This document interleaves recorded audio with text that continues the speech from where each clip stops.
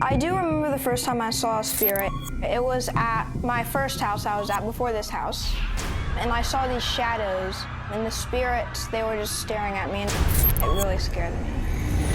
I'm Ethan Edmondson. I'm 11 years old now, and I have psychic abilities. My name is Kendyll McCarrick. I'm 11 years old, and I have psychic abilities. I have healing, I'm clairaudient, clairvoyant, and I just know things sometimes. Clairvoyant is like being able to see spirits, and clairaudient is being able to hear them. Some of my empathic abilities, it makes me be able to feel other people's emotions. Say someone at my school was feeling really upset, then I would feel really upset and then try and help them feel better. If I open myself up to spirits, then they'll come, but if I don't open myself up to spirits, then they won't come. I'm a medium, I'm an empath, I can do felt sensing, remote view, and I can do psychometry. Psychic is one of probably the main things. You can pick up things about spirits, and with medium, that's how I see the spirit. It's like you're in between worlds. An empath, that one is one that I really can't control. It's like it's always on. Felt sensing is used a lot whenever I feel something and then it has a lot of history behind it. Remote view, I use that whenever I go to different haunted locations, and before I get there, before I know what it looks like, I just write it down, and I don't really know that I do that. I kind of just draw and it just turns out to be the location that we're heading. And psychometry is whenever you hold an object in your hand and you pick up about it. I can turn off and turn on my psychic abilities. I don't see spirits in my everyday life or on a daily basis. Spirits usually come around nighttime, and whenever I investigate, I can pick up spirits and I can feel the energy around them, and I can pick up about them. When I first found out she had abilities, I was just mortified. I had no idea what to do. There is no number to call. I first looked into paranormal groups in the area to help me, which they did. They came over and talked to us about what Kendyll was seeing and verified that she was definitely seeing and hearing spirits. Kendyll's not a kid who makes up things. Her fear and terror were very, very real. I was seeing not very kind things. This couple, the gray people, they were in my room a few times, and they were not very good looking. She had quit all of her activities, dance, gymnastics, everything just stopped. She just kind of went into seclusion.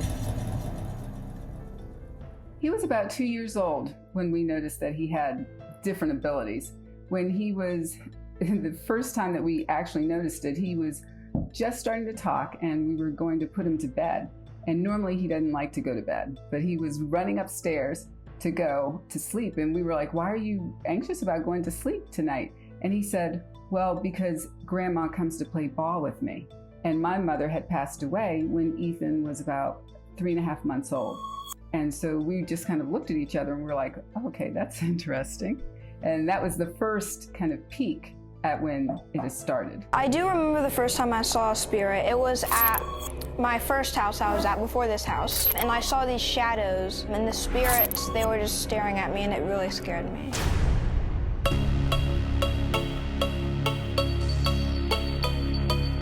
I don't want to say I was skeptical that psychic kids would work. I just really wanted it to, and by the end of the first night of filming, I saw a huge difference in her. When I first saw her and Perry in her bedroom, Perry is her mentor, it was like somebody spoke Kendyll's language, and it changed everything. Kendyll, we're going to start tuning in and using all of our abilities right now to see what information we can pick up about the energy here. Got it. I want to know how old you were. I feel like he was like a teenager. I feel bad for him. What makes you feel bad? Because he was so young. I didn't know if this was normal, and I was kind of scared to tell anybody. But whenever Perry did explain it, it was a little bit more understanding, and I knew what was going on and that it was normal, but it was rare. Her spiritual experience have changed a lot at this point. She knows how to control her abilities, so she sets boundaries. For example, at night when she goes to bed, she'll just say, I'm going to sleep. I don't want anyone to bother me. And that boundary works. We go to places that are haunted or someone needs help and they don't know what's haunting. We've been to places like Hillview Manor, several places in Gettysburg, just smaller places in our area that have activity. And she's very good at what she does. I'm very proud of her. Kendyll has the ability of psychometry, and we were watching one of the episodes of Psychic Kids one day, and I said, can you do that? And she said, I don't know. So I handed her an object. It's something that someone that I knew wore and that has died. And before I asked her to do this, she had been drawing in my bedroom, and she drew this hand and she drew this star on top. Well, those are the stars on this metal piece. And so she opened her channel and she gave me a reading of what it was saying. All of the items that she wrote down on this paper were very accurate. Kendyll has a gift from God, and I believe that it happened to her because she had a really, really hard life in the beginning of her life, and I just think that it's a gift that she's gonna have forever. Kendyll was adopted, her and her brother. Kendyll was 4.5, and they were adopted about 2 years after we got them in 2017. A little over 2 months after we did Psychic Kids, my husband died, and we really embraced her gifts at that point. It brings you a lot closer to the other side and wanting to know and hear from them. We've all grown and learned so much. Ethan, he had started shutting down from us because we didn't know how big his abilities were, how strong they were and how much he was opening up with them. We didn't know how to help him. And the old school that he was at, he would go to school and he would talk about things that the kids couldn't relate to or understand. He started getting teased for being different and was getting bullied for being different. Behind this door is something. It's a person laying in a bed right here. Is that one of the spirits that you see often, is the spirit that's laying in the bed? Yes. It made me not afraid to ask spirits to show themselves to me. And I got the tools I needed to be able to use my psychic abilities properly. I hope I can use them to help people and make the world a better place. We were both amazed because that situation was the first time, and the way they put him in that situation and tested him was the first time he had used his abilities at all like that. So my mouth was on the floor when he was picking up certain things. I was just like, this is amazing. There's a big difference from before the show and after the show with him, and that you can actually see that his reactions were a little different. He wasn't as scared or fearful. He just said that, oh, these are energies that I'm able to pick up and I can sense. He sees spirits, he can hear, his energy healing ability, energy coming out of his hands. He has a lot of energy ability to himself. Astral travel, which is just a form of how he can, at nighttime, he has trouble sleeping, but at nighttime when he goes to sleep, it's kind of like his consciousness goes out and travels around. So he's not fully in a deep REM sleep. He goes out, and we had an example of that. When you have a child that's highly intuitive, they sense things differently. It's almost like parenting plus, and so you have to find a way to make them feel safe and feel comfortable and get into a routine to help them. We were told we couldn't have children, and we ended up having this blessing, and we wanted to make sure that we gave them the best experience. Ethan's an empath, which means that he can feel and take on the emotions of people around him and the energy of the environment around him.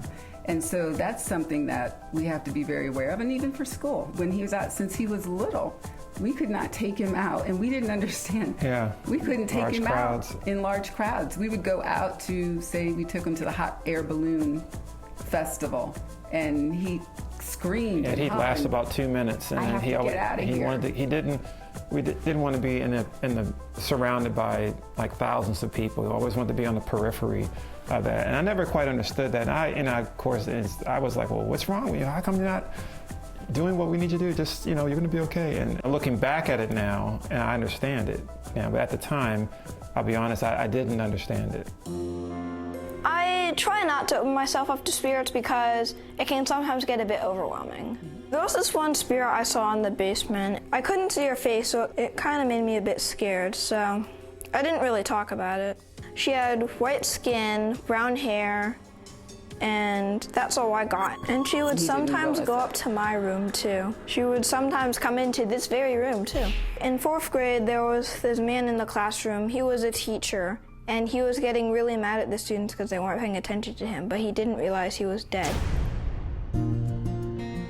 My abilities, I don't tell people that much about, because if they ask if there's something interesting, that's what I say. But if they don't ask, I don't like to tell them. I just am a quiet person. I just assuming that I was supposed to have it and everything happens for a reason, so if I'm gonna help someone, this is the best way. My hopes for Kendyll are that I really hope that she expands her abilities. She is very, very good at what she does. She has been through so much in her young life. We've learned that we have to parent with a very open heart and a very open mind, with helping him move through his experience and trying to, advocate for others to be a little more sensitive to the fact that he is a highly sensitive child and highly intuitive, and that he experiences things a little differently. I still feel different, but I still know I'm human and not I'm too different from everyone else.